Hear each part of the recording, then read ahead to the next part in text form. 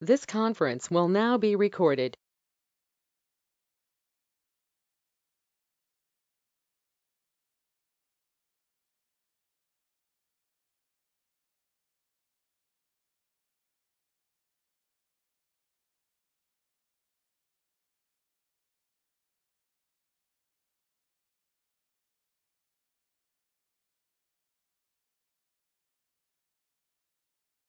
Hi Harish, I think Suresh and other guys will not join or what? Let's see.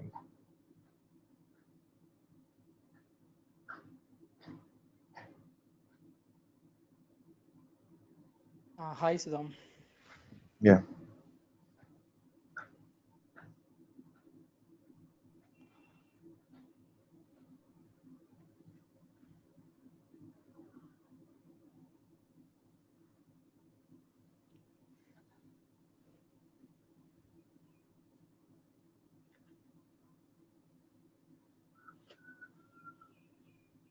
Okay, let's get started from our end.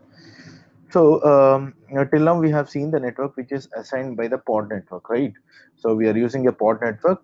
Okay, using the pod network, we are trying to access the application, like using the pod IP address and all. Let us say there is some situations where what are the IP address you have assigned to your node, what are the IP address are there to your node need to be assigned to your pod. Okay, in the sense, what are the host network we have that need to be assigned to your pod. Okay, so then in that case, what we need to do? Okay, so let us see that.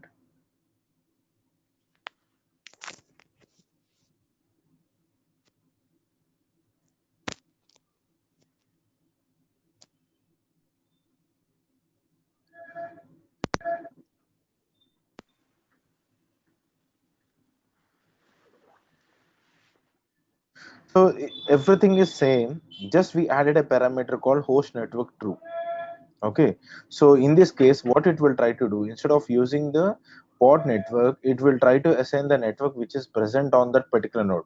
Let us say this particular pod is trying to launch on cube minion 2, so it will take the host network of cube minion 2. Let us say your pod is launching on cube minion 1, so it will take the host network of that particular node, in the sense worker node 1, worker node 2, 3, 4, whatever it is. So whichever node it is trying to launch, that particular node specific network will be assigned to your pod itself. Okay, let's try to see one example. Okay, kubectl apply -f pod hyphen.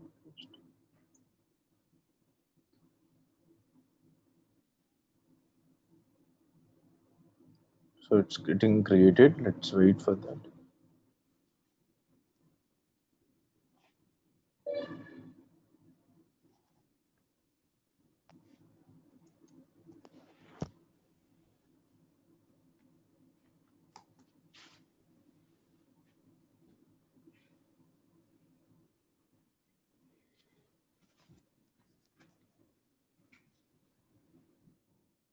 So it is name is test server. So test server is already created and is showing as running.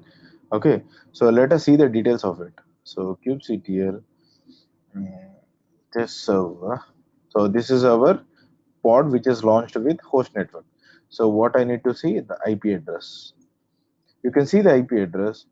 It is launched on cube minion 1. So which IP address it is? It has been assigned 192.168.0.21.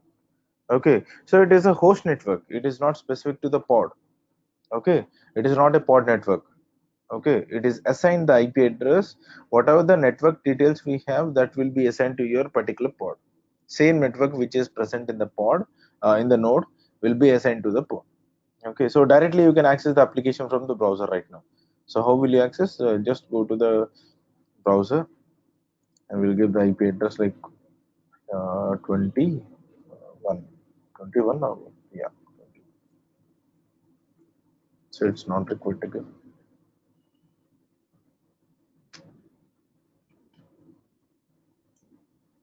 You can see welcome to Nginx. Okay, so directly you can access the pod application if you assign the host network. Okay, but it is not recommended in the so many cases, because if you are assigning the host network to your pod, it can be like hacked or something like that. Okay, So it is like opening up your network. Okay, so that's a reason it is not recommended. Only when it is must and should, or if you there is no other choice for us for this application, we need to definitely give the host network, then we need to go for it.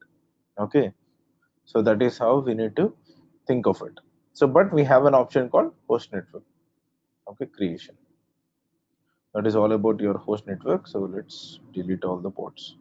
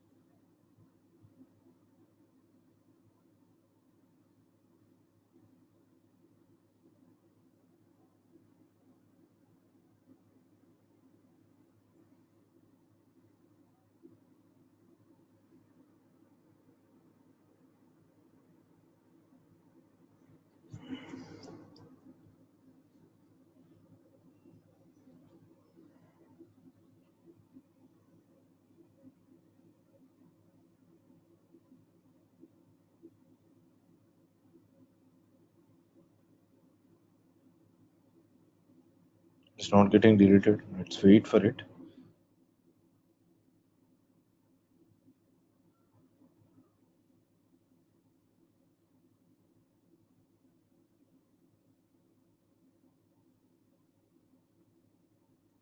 So we have seen replication controller, replication set, deployment, and service. So yesterday I have explained, you are not there, I guess, Harish. So yesterday for Suresh, I have shown like what is services and all. So I think you can collect the video on the service Okay. part. Okay. Okay. So yesterday we have seen the service related to creation using cluster IP.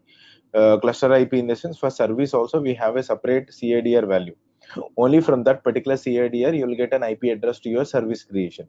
Okay, if you access your service IP internally, it will load balance to your pods. Okay, to be simple, Okay. what is the definition of service is nothing but logically grouping multiple pods together is called as service. Okay, how we will logically group multiple containers as a pod? Similar to that, logically you are grouping multiple pods together and you are accessing it through a service IP. Okay, what service IP will do and what is the advantage is nothing but when you access your service IP internally, it will load balance your IP address into multiple pods, so that instead of accessing one application so many times and creating load on that particular pod, it will distribute the load on each and every pod which are integrated to your service. Okay, so this is called as load balancing. This can be achieved only when you create a service on top of your deployment or replication controller, replication set, or pod. Okay, so this is what it will try to do. So by default, we are using cluster IP, or else we can assign a load balancer from externally. Okay, or you can use a node port. So there are different methods. So yesterday we have seen what is cluster IP and how it is created. We have seen some experiments. Okay, so now let us talk about something about Kubernetes service over node port. Okay, what is that exactly?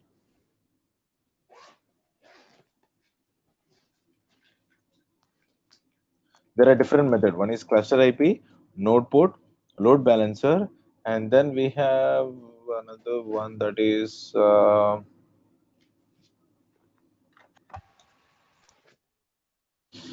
couldn't recall it. What is that exactly? Node port ingress. Okay, I'll tell you what is that.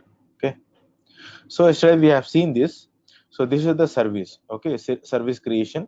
The kind in the sense the what kind of resource you are trying to create in Kubernetes, that is service resource. API version will be V1, name of the service, spec in the sense actual information. Selector, this selector should be matching to the pod or a deployment or replication set or replication controller with the selector. So there also you will create with the selector. That selector and this selector should be matching. Okay, then only it will group that particular all pods together under service. Okay, so here what kind of protocol you are trying to use? TCP protocol. Port in the sense this is the port of the service. So then you can give a service IP colon port number.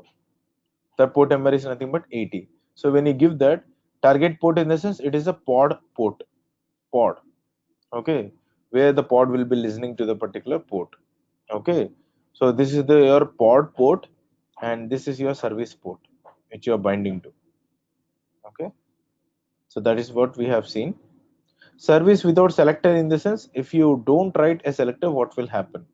Okay, so they are trying to explain this particular pods. Okay, so generally abstract access the Kubernetes pod but they will only abstract other kinds of backends. For example, if you want to have external database cluster in production, so here he will try to create a service but he will not tell which are the endpoints. Okay, when you create a normal service, right, it will create endpoints for your pods.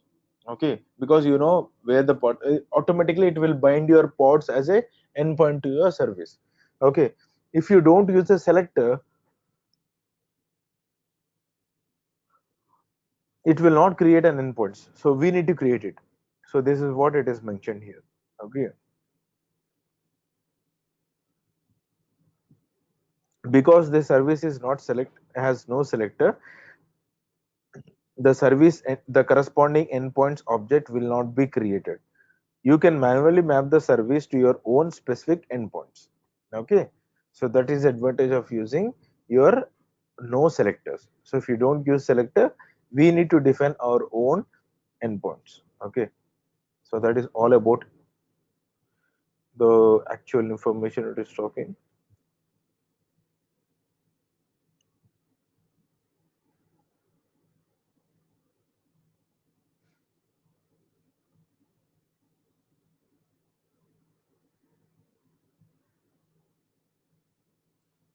So let us look into node port.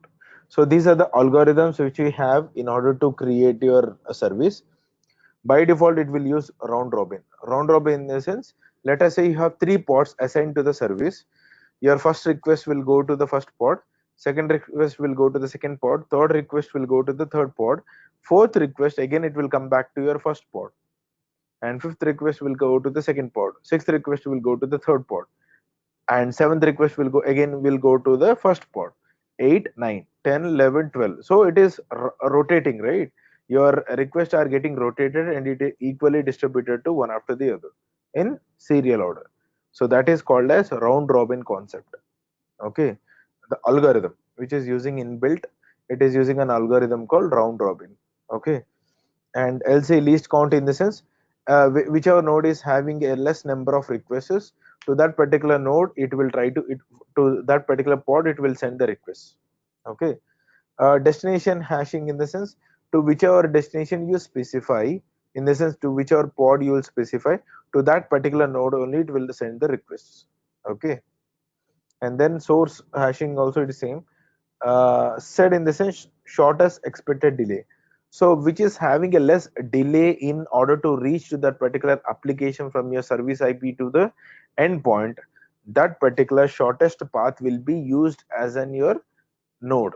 Okay, to fetch the information. Never queue in the sense we this is not required, actually we use normally load balancer.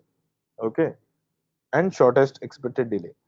So that is all about your creation. So let's, like, you can specify multiple ports that can be assigned.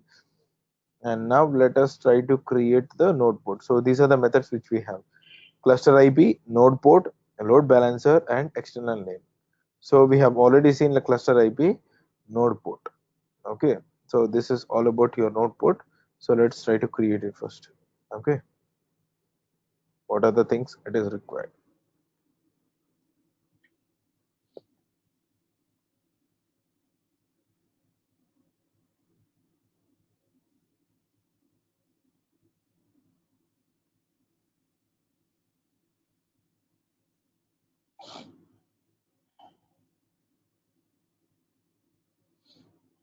So what I need to do, first of all, oh, it is hanged.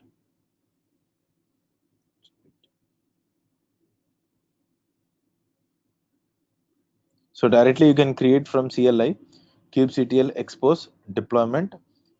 For this deployment, they are trying to expose the port. Okay, they are trying to use a concept called node port.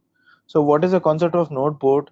Node port in the sense each and every node will have their own IP address, right? Public IP. With that public IP, if you give the port number, automatically it will give you the request of the. It will redirect to that particular port.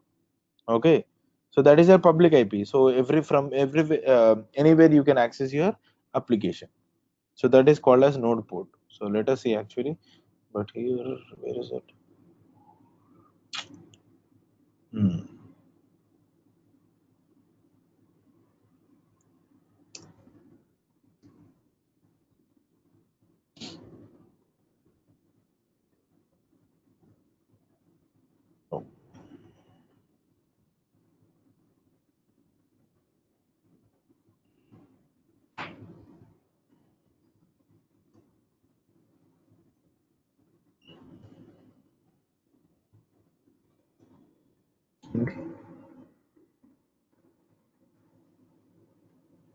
Oh.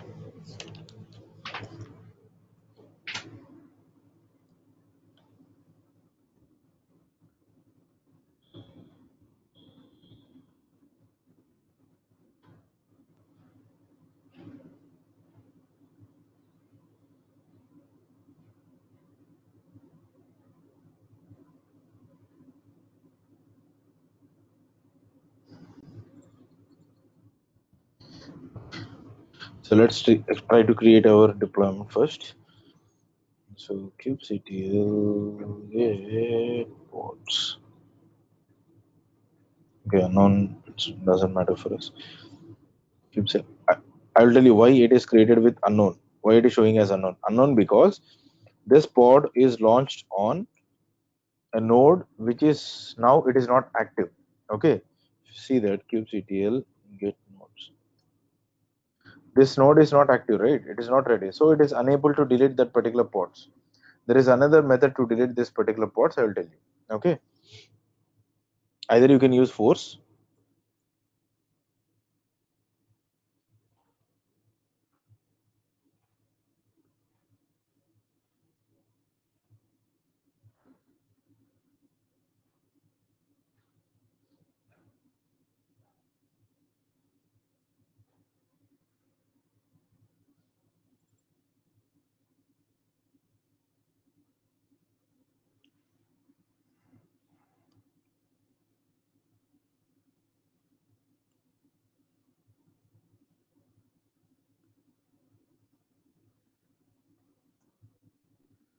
So we need to specify grace period. Okay, now you can see. Okay, so if you use force, we need to specify a parameter called -f grace period is equal to 0. If you don't specify this, it will not use this particular functionality force only. Okay, so now let's create the deployment first. Mm, the deployment.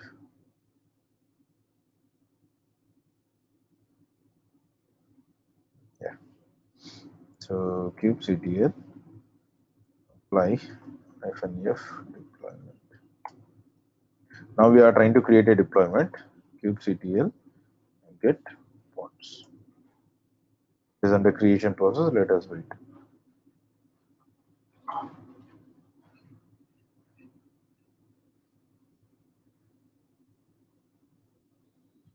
So they are running right now. Okay. So what is?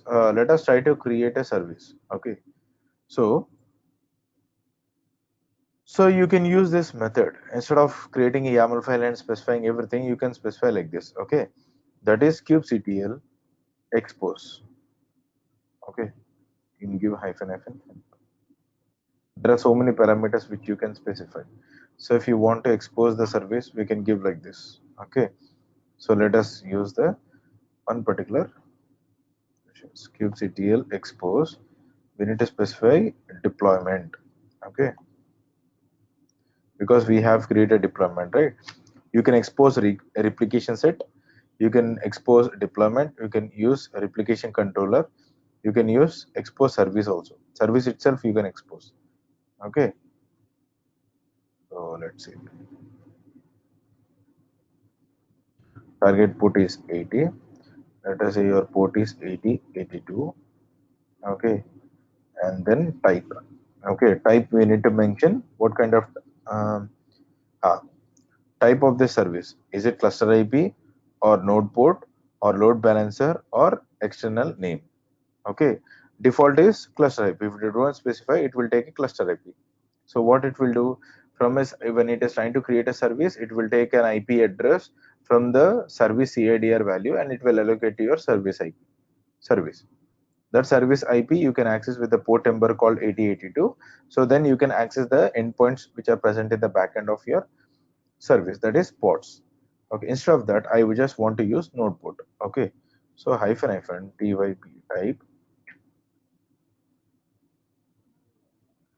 that is node port.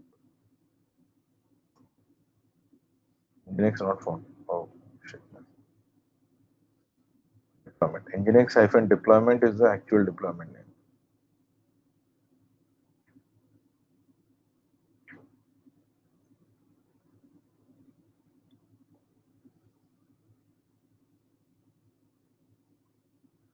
Nginx hyphen deployment.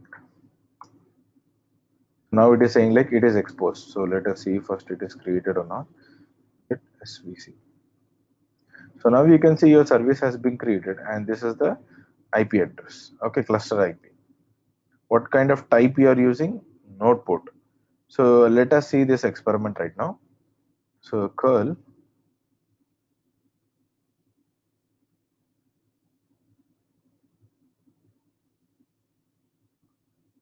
I'm able to access Nginx, or if I go to the browser,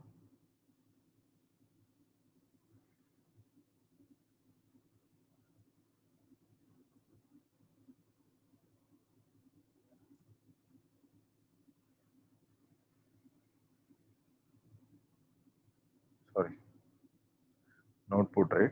Node port in the sense it will be like 30328.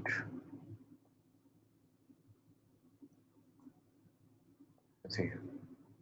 Okay, so this is how. So actually, in the browser, the node port is node IP address is exposed to this particular port number, that is 30328. So then it will redirect to your service IP. Okay, service IP is this, and then it will load balance it. Okay, so that is all about your accessing the application. Okay, so if you want to see the description of this, 30328, that port which is assigned to the service, right? This service no, yeah, yeah, redirect into 8082, it is right? not assigned to the 8082. service. No, Okay. it is not assigned to the service. Your node, wherever it is launched. Okay, let us say your pod Okay. is launched on worker node 1. Okay, Okay. on that worker node 1, it will take the node port. Node port in the sense, node has some particular IP address, right? So let us say 192.168.0.21. Okay, Okay. so that particular IP address will be binded to the port number called 30328. That is node Okay. port. Okay, Okay. that node port will be redirected to your service IP address port number. So what is your service IP? Service IP is 10.96.236.54. So with this IP, it will listen to that particular port number, right? Some particular port number. That port number is nothing but 8082. And Okay. so internally, again, it is load balanced to your respective ports. That is normal thing. Okay. How we have created Okay. a normal service with cluster IP, it is the same thing. Okay. So that is all about it. And here it is accessible. Okay, so this is the service accessibility. Okay, either you can create a YAML file or directly you can use Docker expose command. Okay, you can specify Okay. deployment, whether you are creating expose for your replication controller or for your pod, everything you can specify in this. So the best thing is like in examples itself, it will show you what are the things we can do. Okay. Okay. So you can take any one of the example and you can do it from your end. Since we are Okay. using a cluster deployment, then I have specified deployment. Okay. Okay. So this is Okay. what we have seen. Create a service for an Nginx deployment which serves on port 80 and connects to the container on port 8000. So this is the container port and this is your service port. Apart from that, we have created another one that is nothing but this is node port, because we are using a type called node port. So that's the reason it is created. Okay. So that is all Okay. about service creation. Okay. So let us see load balancer. Load balancer in the sense, let us say you need to have an external load balancer. It is not internal load balancer. It is the external load balancer which you are configuring either through AWS or through Azure or through Google Cloud or through your own load balancer like HAProxy. HAProxy is one of the load balancer which we have in the market for Linux. Okay. So let's see, on a cloud provider which supports the external load balancer, setting the type field to load balancer. So type what you have specified till now, cluster IP or node port. So here the type should be specified as load balancer. Will provision a load balancer for your service that actually creates the load balancer happens asynchronously and inform about the provision balancer will be published in the service status.load balancer field. Okay. So here this is the load balancer they are trying to create. Okay. So here they are specifying the selector in the sense the backend ports and the protocol TCP port is 80, target port is 9376, let us assume. So this is your cluster IP. Okay. And this is your load balancer IP.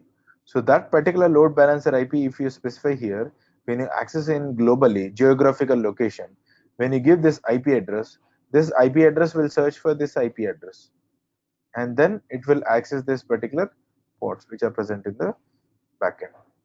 Okay, so that is how it is created actually.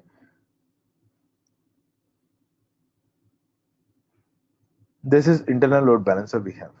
So if you are using OpenStack, okay, OpenStack internal load balancer, you need to specify this annotation. Okay, Azure or Google Cloud, okay, or AWS. Okay, AWS load balancer internal. So that is what we need to specify. This is all about your service creation. Okay, most of the cases we will use this.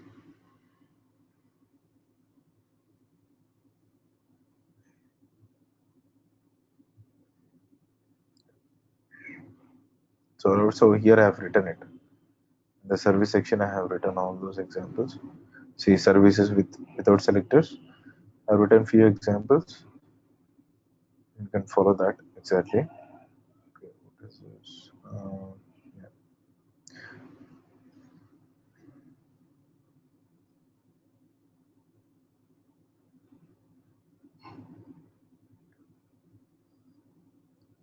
So now today let us start with the concept called volumes. Okay.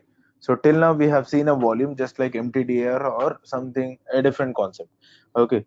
So today let us start with the concept called volumes. Okay. So before that, let me explain you two types.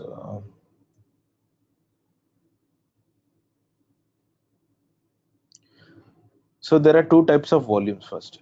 Okay. One is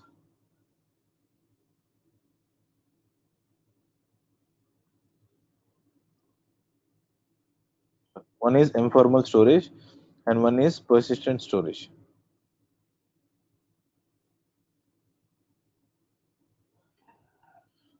Okay. One is informal storage and one is persistent storage. What is informal storage? Informal storage in the sense which is not permanent. It will delete at any sort of time. Okay. Let us take one example. Let us say you have created a pod. You have created some volume. You have assigned some volume to your pod. Okay. If you delete that particular pod, the volume will be deleted. So it is not permanent, right? So if you delete your pod, my volume should be existing. My volume should not be deleted. So that particular concept is called as persistent storage. Okay, the volume which is getting deleted when you delete your resource, that is called as informal storage we have. Okay, so what is a when we need to use informal storage? Then let us say in a pod we have multiple containers, right? If any one of the container is restarted, your volume should not be deleted. In that case, we can go for informal storage. Persistent storage in the sense, let us say, though you delete your pod, I want that particular volume as it is so that I can assign this particular volume to a new pod. For that, you need to go for persistent storage. Okay. So then we need to think of it, think for it twice, and then we need to decide which kind of concept we need to use, either informal storage or persistent storage. If I feel that I don't want to maintain a storage after deleting the pod, then we can go for informal storage. Let us say if you feel that okay, I want to maintain a storage even after deleting the pod, then you can go for persistent storage. Okay, so here we have different types of storage types, like us say like mtdr, host path. We can use aws, we can use azure, we can use ceph, we can use iSCSI. So it supports all the types of storages we have. Okay, so let me show you that.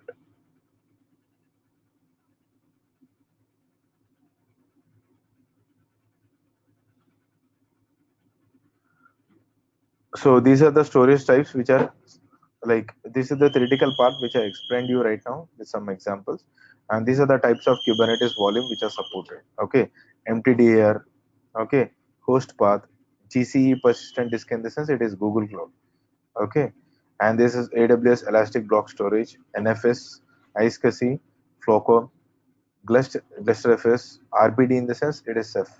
It is Ceph file system. Okay, Git repo. Git repo nowadays no one is using it because it is deprecated. Deprecated in the sense it is they are about to remove. So no need to use Git repo. There is another method to do it. Okay, and then we have secrets, persistent volume claim, downward API, Azure Disk Volume, and then config map. Okay, this config map we have already seen how to use in volume. So I think I have already shown you the, when I've shown you about config map, there I have explained how to use the config map details into your volume. Okay, and then have shown one more thing. Yeah, so nothing else. So let's get started with host path. So host path, in the sense, host volume mounts a file or directory from the host node file system into your pod. So the concept is simple. Wherever you're launching your pod, okay, in that particular pod, it will search for a path which you specify as a host path, and that particular path will be mounted to your pod. That's it. Okay, so let us see that, and we'll try to do it. Okay, so okay,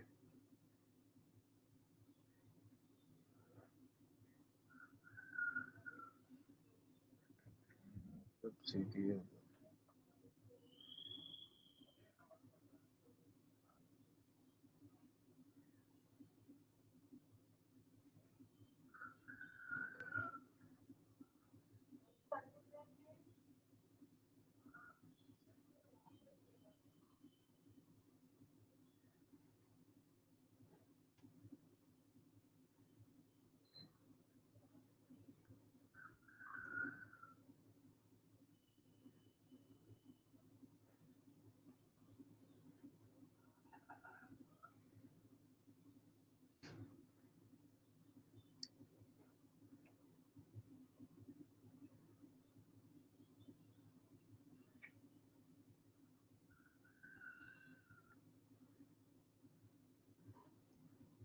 okay. Now everything is deleted. So let's try to create an host path pod. Okay,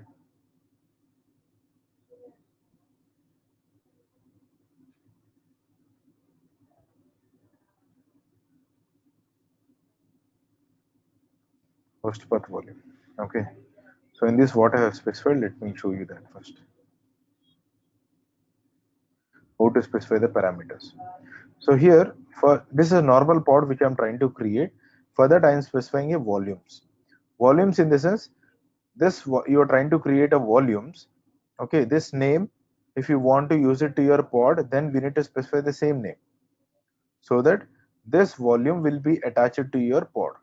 Okay, as a mount path. So that's the reason we need to be careful while assigning this. So this name and this name should be matching so that this volume will be attached to your pod. Okay, in the pod in the sense, feel that it is a container. Okay, so now whatever the data I'm writing here, this should be shared to your nginx html. Okay, so this particular sudhams.html file should be placed in under html directory. Okay, so here type is nothing but path in the sense where it is present on the node, whether it is worker node or like any other worker node. On that node, first we need to create this particular file under this directory. Okay, if you want, you can place anywhere. And then here type is nothing but file or create. File or create in the sense it will search for that particular file. If it is present, it doesn't do anything. If it is not present, it will create it. That is a concept called file or create. If you just specify the file, it will search for the file. If it is not present, it will throw you an error. So that is a basic difference. Directory or create in the sense, if it is a directory you're trying to mount, so it will search for that particular directory. If it is present, okay, fine. If it is not present, it will create it. If you specify only directory, then it will doesn't create if it is not present. It will throw you an error. In the similar to that socket file, character device, and block device. Okay, these are the types we have. Just I mentioned a comment before it so that it will not execute. Okay, so let's kubectl apply -f. Host path.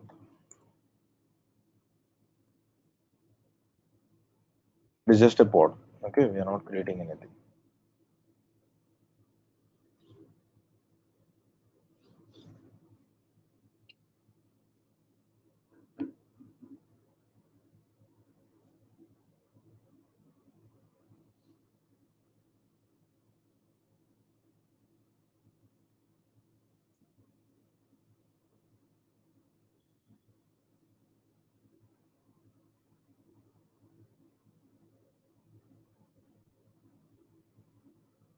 It's failed. It is saying like no such file or directory. Okay, let's see on which node it is. Cube minion 1.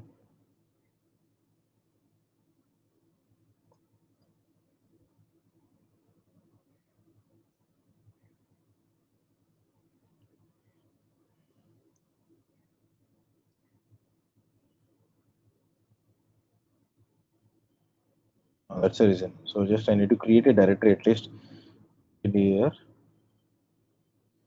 share hyphen data. Okay, now you will see what will happen. Share hyphen data. Okay,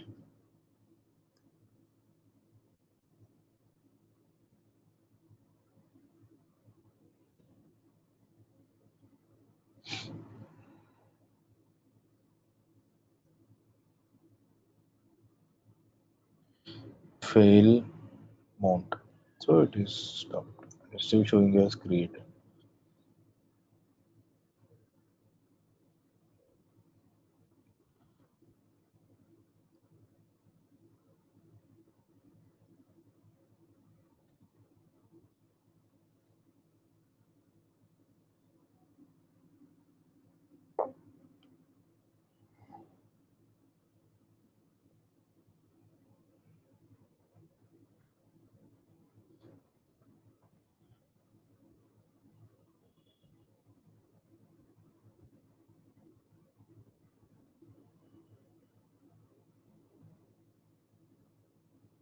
You can see your volume, test volume, type host path, bare host directory volume, path, host path type. Okay, file or create. So something wonder failed to start container. Why?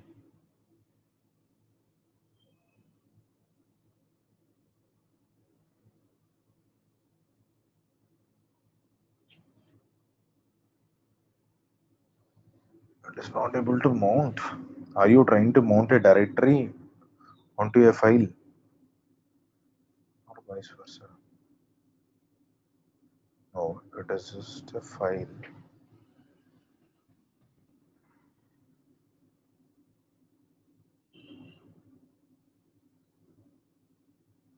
Share hyphen data.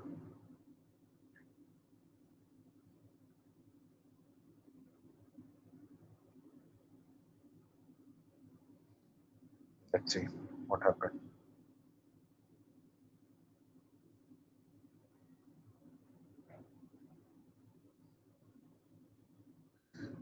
Try to create first.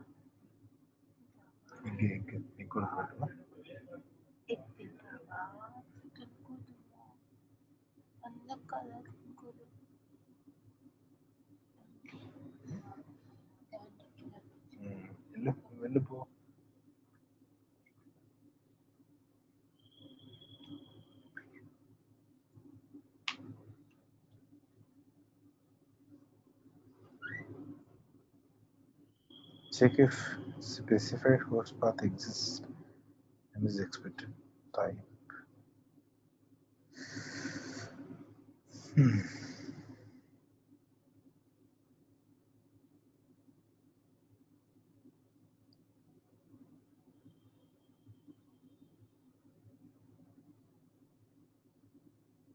Share data. It's correct actually. File or create.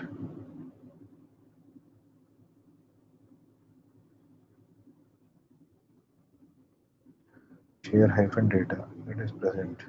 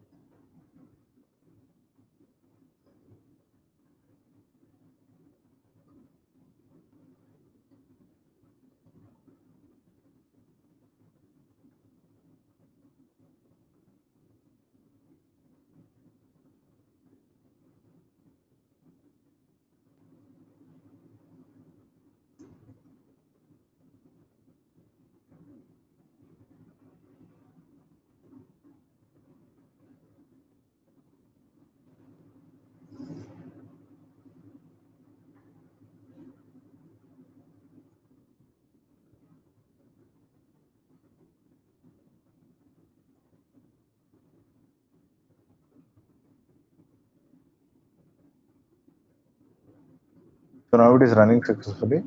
That is a problem because I have not specified full path in the pod. Okay. So now host path. Let us see. What I can do is like, okay, I will try to modify the content which is present here, and we'll see whether it is reflecting on it. Before that, let us try to give the IP address. Let us give curl. Let's see the IP address of that particular pod. Yeah, so curl, and then if I press enter, you can see it is showing you welcome. Okay, instead of that, now I need to give sudhams.html. You can see I'm getting test file from Sudhams. So it's working fine. The functionality, everything is good. Okay, so let us try to modify the content of this particular file from here. Modified content from. Now I modified it. So if I try to use curl of the Sudams.html, you can see modified content from Sudams. So it is not, so what is the advantage of using this? It is not required to go to that particular pod and modify the content, and it is not getting reflected to all the pods with respect to that particular mount path. So now if I go to that particular host path and just modify the content, immediately it will reflect into your pod. So it is not required to log into the pod and modify the content.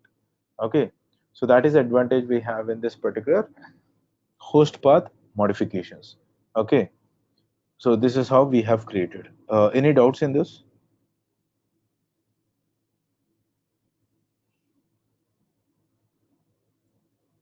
Any questions? No? Okay. So today I need to wind up a bit early, and again the classes will start from Tuesday, not from Monday actually. So Monday I will be traveling, and this will be the festival season where I need to be on leave and traveling. Like I'll be traveling daily. So again we'll start the class on Tuesday. So which is a long weekend. Just I'll suggest like try to practice all the things which I've told you from starting, like pods, init containers, and then config map, okay, and then replication controller, replication set, service, volume, and just the basic volumes, okay. These things you need to practice from your end.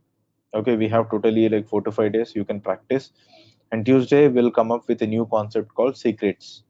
Okay, and volumes also not yet completed. First I need to complete volume. It will take 2 more days to complete because it is a vast syllabus. Okay, so maybe 1 day or 2 day. So once it is completed, I will be starting with a concept called secrets. Okay, so we will see the difference between what is config map and secrets, and we'll see like how to use that particular secrets and config map into your particular pod creation. Okay, and the other concept will be ingress. Ingress is the last concept of your Kubernetes object creation, and then we'll launch a dashboard, and from the dashboard we'll see like how to launch your particular containers and everything. Okay, after that we'll be discussing the Helm charts. Okay, instead of writing the YAML files, the YAML files will already exist, so just we need to modify the values and then we need to start the deployment. So that is called as Helm charts. So I'll show you the Helm charts also, and the monitoring tool for your Nagios, for your Kubernetes cluster, that is nothing but Prometheus, not Nagios, Prometheus. Okay, so these are the concepts which we are learning one after the other. Okay, hardly it will take after from Tuesday. If I start from Tuesday, at least it will take 1 week to complete your whole syllabus. Okay, from there on it will take 1 week to complete your syllabus. Okay,